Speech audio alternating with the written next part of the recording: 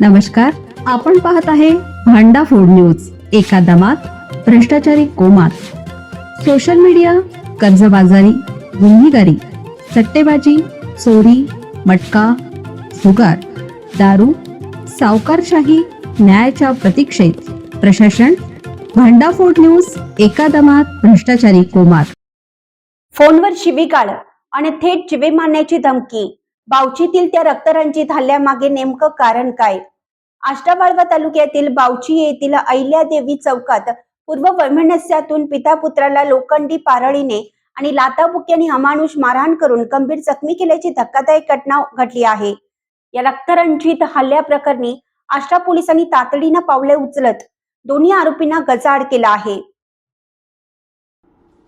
पोलिसांकडून मिळालेल्या माहितीनुसार शुक्रवारी 29 रोजी सकाळी 11 वाजण्याच्या सुमारास कृष्णा अणुसे यांच्या पानपट्टीसमोर ही थरारक घटना घडली. फिर्यादी संस्कार विकास दोन्ही संशयितांना आष्टा पोलिसांकडून बेड्या ठोकण्यात आला. अणुसेला संशयित गणेश उदय अणुसे यांनी किरकोळ कारणावरून फोनवर शिवीगाळ केली होती. याचा जाब विचारण्यासाठी संस्कार केला होता. याच गोष्टीचा प्रचंड राग मनात धरून गणेशचा चुलत भाऊ महेश उर्फ सागर प्रकाश अणुसे याने संस्कारला तू एका बापाचा असलास तर बाहेर ये असं थेट फोनवर आव्हान दिलं. संस्कार आणि त्याचे वडील विकास अणुसे घरासमोरील पानपट्टीजवळ संशयितांना समजावून सांगण्यासाठी गेले असता संशयितांनी थेट हिंसक रूप धारण केलं. संशयित महेशने हातात लोखंडी पारळीने फिर्यादी संस्कारच्या कपाळावर, डोक्याच्या पाठीमागे आणि उजव्या हातावर सपासप वार केले.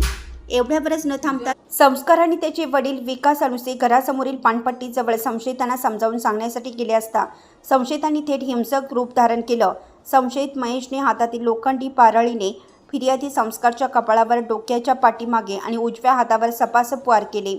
एवढ्यावरच न थांबता संस्कारचे वडील विकास अणुसे यांच्याही डोक्यात पाठीमागून गंभीर वार करून त्यांना रक्ताच्या थारोळ्यात पाडलं.